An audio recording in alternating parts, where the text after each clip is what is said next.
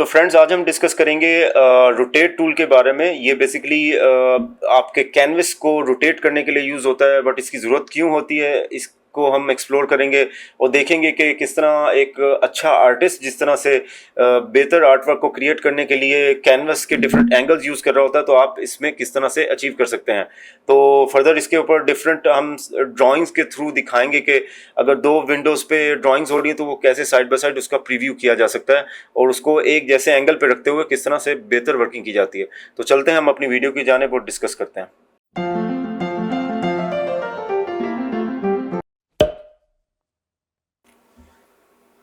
तो फ्रेंड्स मैंने ये एक पिक्चर खोली हुई है। बेसिकली मैं आज जैसे कैनवस की रोटेशन के बारे में डिस्कस करने वाला हूँ। तो मैंने ये खोला है बेसिकली दिखाने के लिए कि एक्चुअली कैनवस जो होता है वो ट्रेडिशनली तो इस तरह का ही होता है और इसको हम लोग जो है अपने अकॉर्डिंगली फ्लिप कर सकते हैं। ये जो स्टैंड्स वगैरह होते हैं ना, इस पे आप उसको फ्लिप करके एंगल्स पे बिठा सकते हैं। जैसे मैं एक और आपको एक स्केच बुक की पिक्चर दिखाता हूँ।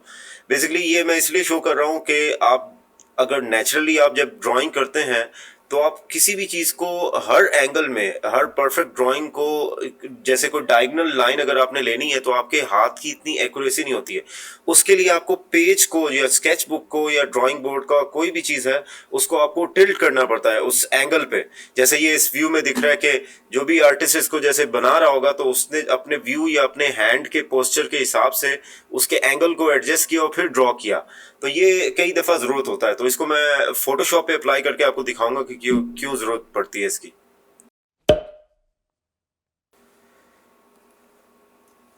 अच्छा, ये मैंने एक इमेज खोला हुआ है। बेसिकली मैं इस इमेज को अगर ड्रॉ करना चाह रहा हूँ, रीड्राइंग या जैसे इसकी आउटलाइन करना चाह रहा हूँ, तो मैं इसको जैसे सबसे पहले मैं इसको लेयर फ्रॉम बैकग्राउंड कर देता हूँ और इसको मैं ओके करूंगा तो ये नॉर्मल लेयर में कन्वर्ट हो जाएगा।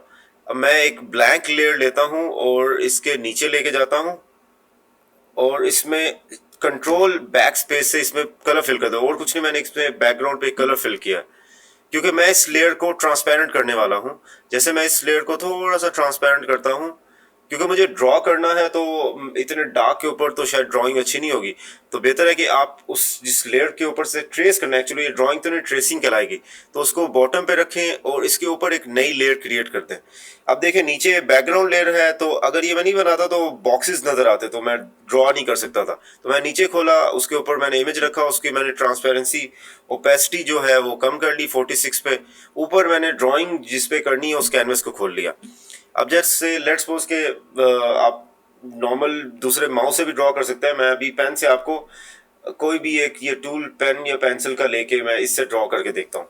जैसे कि मैं अगर इसको ड्रॉ करूँ तो नेचुरली जब मैं करूँगा तो मेरा हाथ जो है वो टिल्ट पोजीशन होने की वजह से इतना अच्छा ड्रॉ नहीं कर पाएगा।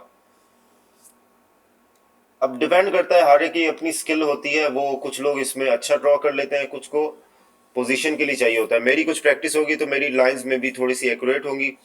लेकिन आप नोटिस करेंगे कि जब मैं किसी भी शेप को अगर मैं स्ट्रेट बना रहा हूँ तो मेरी अच्छी होगी। जब मैं टिल्ट बनाता हूँ तो वो थोड़ी सी शेकी होती है। तो इसके लिए जैसे मैं अभी इस इमेज की आउटलाइन को दिखाता हूँ आपको। तो अब ये देख सकते हैं मैंने इसको ड्रॉ किया, मैंने बैकग्राउंड पे लेयर थी इसके ऊपर से जब ड्रॉ किया या ट्रेसिंग की इसकी, तो मेरी जो भी स्ट्रेट लाइंस होंगी, जो मैं स्ट्रेट पोस्चर में बना रहा हूँगा वो मेरी एक्यूरेट होंगी। और जो भी मैं डायगोनल लाइन ड्रॉ करूँगा पोजीशन पे वो इतनी अच्छी ड्रॉ नहीं हो पाएंगी। आप इसको मैनुअली बिल्कुल फ्रंट कैनवस पे पेज पे रख के आप चेक कर सकते हैं कि नॉर्मली आपको उसके लिए काफ़ी प्रैक्टिस चाहिए होगी। जितना आप प्रैक्टिस करेंगे उससे आपके एंगल अच्छे हो जाएंगे। तो इस जगह पे अगर ये इमेज थोड़ा सा रोटेटेड होता, किसी और एंगल पे होता, तो मे बी थोड़ी सी अच्छी ड्राइंग हो सकती थी। तो हम उसको देखते हैं कि वो किन टूल्स के जरिए हम उसको अचीव कर सकते हैं। अभी मैं इस लेयर को डिलीट कर देता हूँ। अच्छा, मैंने ये लेयर डिलीट की और एक नई लेयर इसमें ओपन की। इस ब्लैंक लेयर पे मैं काम करने वाला हूँ। अच्छा, इस मतलब मैं डायरेक्ट ड्रॉ करने से पहले मैं चाहूँगा कि यहाँ पे हैंड टूल के अंदर आपको रोटेट व्यू टूल मिल जाएगा। इसकी शॉर्टकट की है आर। इसको आप क्लिक करेंगे तो आपको ये अपेयर हो जाएगा। तो इसमें एक अपना ये प्रीव्यू भी दिखाता है कि आप चीज़ों को किसी भी एंगल पे इसको मूव कर सकते हैं। तो मैंने इसको अगर सिलेक्ट कर लिया इसको पहले तो यूज़ कैसे किया जाता है वो हम थोड़ा सा देख लेते हैं, बेसिक यूज़ करने के तरीके। जैसे अगर मैं माउस से किसी भी एंगल में क्लिक करूं तो आप देख सकते हैं कि वो साइड में ये उस एंगल में मूव हो गया, ये किसी भी एंगल में 360 डिग्री ये मूव हो सकता है। मैं किसी जगह भी रखूंगा उसके सेंटर पॉइंट से वो उसको पूरा घुमा देगा। तो इसमें ये टेंशन लेने की बात नहीं है, कभी भी प्रिंट के अंदर ऐसा नहीं होता। ये सिर्फ एक टेम्पररी सोल्यूशन है इस चीज़ को इस किसी खास एंगल में करने के लिए, ताकि आप ड्राइंग अच्छी कर सकें या कोई इफेक्ट्स या चीज़ें अच्छी आप उस पर अप्लाई कर सकें। तो मैं अभी अगर इसको यहाँ पर सेट कर लेता हूँ तो इस पर देखते हैं। जैसे ये देख रहे हैं, इस पर मैं अच्छा ड्रॉ कर सकता हूँ। तो लेट्स सी, इस पर ड्रॉ करके चेक करते हैं। जैसे मैंने इसके बाद मैंने ये पेन वाला टूल दोबारा लिया और अब मैंने अगर इसको थोड़ा सा ड्रॉ किया तो अब मेरा कंपैरेटिवली हैंड का पोस्चर जो है वो काफ़ी बेहतर होगा।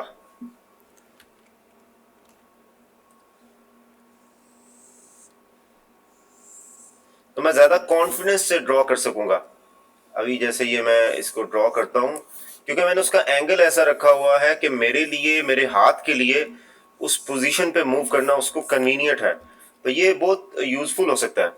अब जैसे इसको देखते हैं हम लोग, अभी हमने इसको ऑफ किया तो ये देख सकते हैं कंपैरेटिवली, क्योंकि ये हैंड ड्रॉन है तो एक सर्टन थिकनेस, और मेरे ये पेन प्रेशर के साथ चलता है तो वो थिकनेस तो इसकी डिफरेंट हो रही है, क्योंकि मैंने इसको जितने प्रेशर से प्रेस किया होगा वैसा ही आया होगा। बट अदर देन दैट ये ज्यादा क्लीन स्केच है एज कम्पेयर टू जो हमने एक उसके ओरिजिनल एंगल पे किया था। तो ये बेसिकली मैं शो करना चाह रहा हूँ कि रोटेट टूल का बेसिक यूज कैसे होता है। अच्छा, रोटेट टूल को मैं बेसिकली इसके ऑप्शंस डिस्कस कर लेता हूँ कि कितने वेज से इसको मूव किया जाता है और कैसे कैसे यूज किया जा सकता है। एक तो मैंने जैसे आपको दिखाया कि आप इसको टिल्ट कर सकते हैं माउस की मदद से, और वो अगर मैं इसको जूम करूंगा तो बीच में एक देखें, ये अपीयर भी तभी होता है, ये देखिएगा। अगर व्यू बहुत छोटा हो तो सेंटर वाला जो उसका साइन है वो नजर नहीं आता, जैसे एक डिग्रीज दिखा रहा होता है, या जैसे आप कोई भी पोजीशन उसकी एंगल में दिखा रहा होता है। और अगर आप इसको थोड़ा सा जूम कर लें और अब आप जब करेंगे तो ये आपको एक व्यू भी दिखाएगा, जैसे ये आपको दिखा रहा है यहाँ पे, तो ये आपको चीज शो करेगा। तो ये आपके लिए थोड़ा कन्वीनियंट हो जाता है कि आप थोड़ा सा जूम करके अब जब करेंगे तो आपको एक थोड़ा एंगल का आइडिया होगा कि आप किस एंगल पे जा रहे हैं। ये तो एक बेसिक तरीका हो गया। अब यहाँ पे आपको बहुत सारे टूल्स मिल जाते हैं, हम इसको स्टेप बाय स्टेप डिस्कस करते हैं। अच्छा, एक तो मैंने अभी जिस डिग्री पे इसको रखा हुआ है वो डिग्री जो मैंने मैनुअली सेट की है वो है -28 डिग्री पे। अच्छा, इसको अगर हम चेंज करना चाहें, चेंज करने का तरीकेकार ये भी है कि आप इसके क्लोजली जाएंगे तो ये डबल एरो आ जाता है, इसको आप ड्रैग करेंगे, ये देखिए मैं ड्रैग लेफ्ट कर रहा हूँ तो इसकी वैल्यूज चेंज हो रही हैं, और राइट जा रहा हूँ तो इसकी वैल्यूज चेंज हो रही हैं। एक तो इस तरह कर सकते हैं, दूसरा आप इसको मैनुअली भी कर सकते हैं। जैसे अगर इसके अंदर 45 मैं डाल दूं, जैसे 45 एंगल होता है तो एक, तो उसको मैं देखूं तो ये अभी देखें यहाँ पे प्रीव्यू में दिखा रहा है कि ये 45 है, और यहाँ पे भी 45 एंगल पे वो इमेज प्रीव्यू में दिखा रहा है। ये तो एक दूसरा तरीका हो गया कि इसको आप फ्री हैंड यूज कर सकते हो, एक तरीका है माउस के साथ। सेकंड है कि आप एंगल की रोटेशन यहाँ चेंज कर सकते हो। और इवन ये जैसे ये प्लस है, इसके जैसे ये माइनस साइन है, यहाँ पे माइनस साइन आया, और अगर इसको मैं प्लस कर दूं तो ये देखें वही ऑपोजिट हो जाएगा। तो ये टोटली आप प्लस माइनस का भी यूज कर सकते हैं, उसके एंगल्स को अगर एक डिग्री समझ आ रही है उसकी बिल्कुल ऑपोजिट वो ले लेगा। ये सेकंड वे हो गया इसको करने का। थर्ड वे जो है इसका वो है यहाँ पे, ये आप डिग्री जैसे एक क्लॉक चल रही होती है ये वैसे दिखा रहा है आपका, जिस क्लॉक में जिस पोजीशन पे आप चाहें।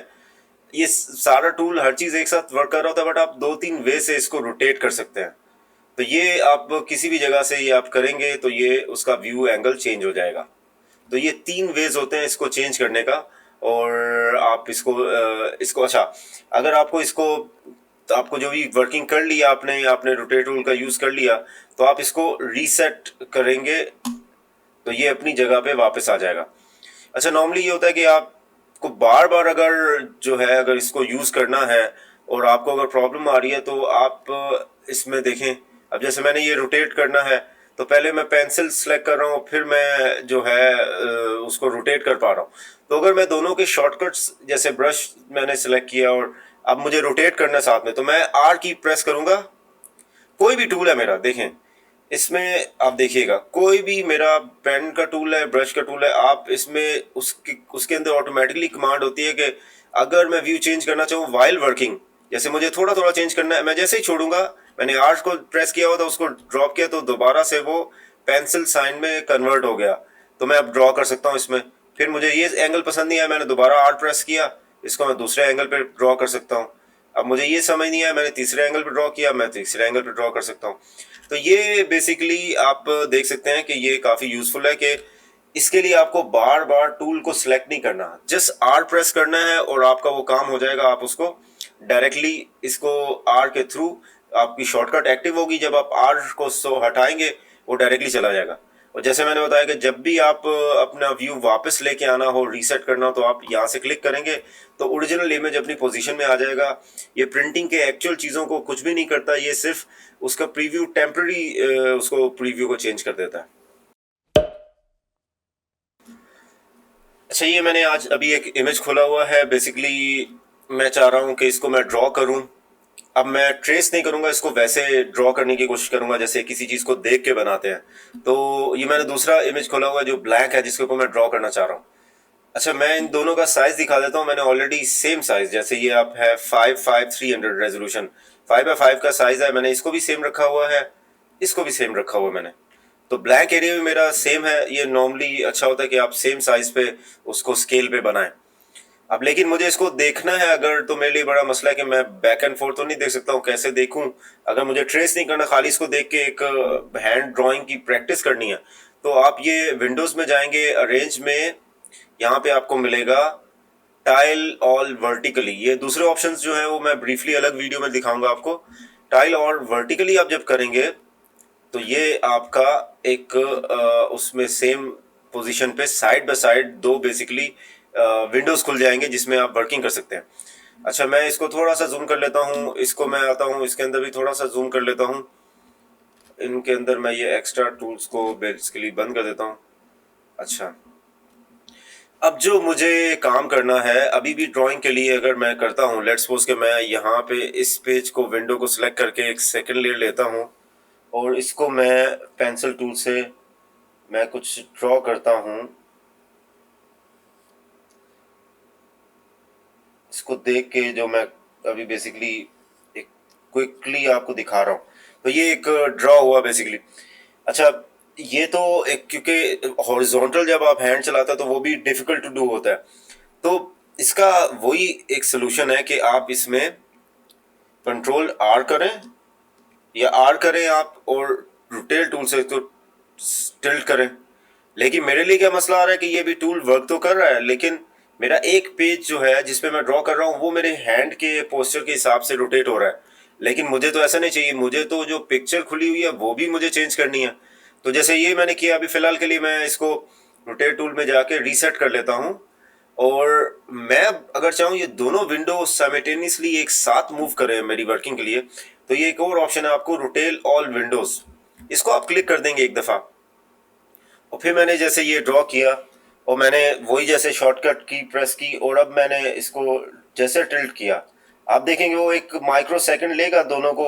आप अगर एक से ज़्यादा जितनी विंडोज़ होंगी, अब मुझे अगर थोड़ा सा मेरे लिए कन्वीनियंट है कि मैं थोड़ा सा ऐसे करके, अब जैसे मेरे मेरे लिए ये थोड़ा सा पोजीशन ये ज़्यादा कंफर्टेबल है मेरे हैंड के लिए, तो मैंने उसको खोला और उसको देख के ड्रॉ करना शुरू कर दिया। तो ये बेसिकली बहुत यूज़फुल होता है जब आप ड्राइंग्स बनाते हैं, चीज़ों की ट्रेसिंग्स करते हैं, तो ये आपके लिए कन्वीनियंट है कि आप इन एंगल्स का, इसको मैं बार बार यूज़ कर सकता हूँ कि मैं थोड़ा सा और चेंज करूँ, मुझे जब कोई और उसका पोजीशन में कोई डिज़ाइन को बनाना है तो मैं उसको चेंज कर सकता हूँ। तो अभी मैं फ़िलहाल के लिए क्विकली सिर्फ आपको एक डिमॉन्स्ट्रेट कर रहा हूँ कि ये कैसे वर्क करता है बेसिकली। तो आप इसको लाजमी यूज़ करें, ये काफ़ी जगहों पे आपका यूज़फुल हो सकता है। तो ये एक जर्नली मैंने एक आई को ड्रॉ किया, उसको देख के इसको बहुत अच्छा ड्रॉ किया जा सकता है अगर थोड़ा टाइम लगाया जाए, but just to show you कि ये हमारे पास टूल जो है कैसे वर्क करते हैं, ये टूल को यूज़ करना चाहिए। चाहिए मैंने इमेज खोला हुआ बेसिकली मैं चाह रहा हूँ कि रोटेट टूल से और क्या किया जा सकता है। बेसिकली आप डिफरेंट इफेक्ट्स जो हैं यहाँ पे ऐड कर सकते हैं, या फिर आप बहुत सारे इमेजेस पे ग्रेडियंट्स शेडिंग करनी हो किसी जगह पे, आप बहुत कुछ उससे कर सकते हैं। बट उसमें सेम मसला आता है कि अगर आप ये मैं नई लेयर बनाऊँ और इसमें मैं एक यहाँ पे भी ग्रेडियंट टूल सेलेक्ट किया हुआ है और इसको मैं इसके ऊपर एक ग्रेडियंट सा बनाता हूँ, और जैसे मैंने अभी ग्रेडियंट बनाया और इसको मैंने फिलहाल के लिए मल्टीप्लाई कर दिया। आप देख सकते हैं कि ये मल्टीप्लाई तो हो गया, बट जो मुझे फील हो रहा है कि इसका ग्रेडियंट उस पिक्चर के एंगल के ऊपर सही नहीं है।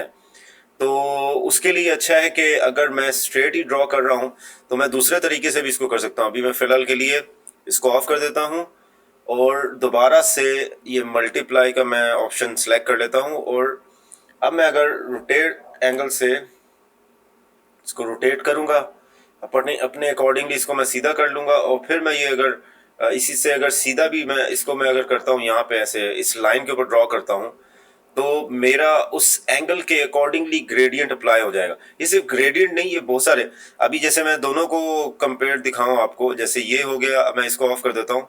अब ये देख रहे हैं कि ये उस एंगल के ऊपर है और ये जो है बिल्कुल थोड़ा सा स्लांट है, ये थोड़ा सा ऐसे एंगल में है, मतलब कि वो व्यू के अकॉर्डिंगली नहीं है। और दूसरा जो है मैंने जब रोटेट कैनवस का यूज़ करके उसको थोड़ा सा स्ट्रेट कर लिया और फिर मैंने ग्रेडियंट या इवन कोई भी इफेक्ट अप्लाई किया तो वो एक स्ट्रेट उसकी पोजीशन के ऊपर, क्योंकि मैं उसका व्यू चेंज करके कर रहा था उसमें स्ट्रेट करके, और इस वजह से मैं उसके अकॉर्डिंगली उसके ऊपर इफेक्ट्स अप्लाई कर सकता हूँ या उसके ऊपर ब्रश स्ट्रोक्स या चीज़ें लगा सकता हूँ।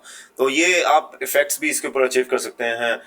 ये कंट्रोल जो आर जो है आपकी कमांड के ज़रिए रोटेट इमेज को करके उसका प्रीव्यू स्ट्रेट करके आप उस पे चीज़ों को अचीव कर सकते हैं।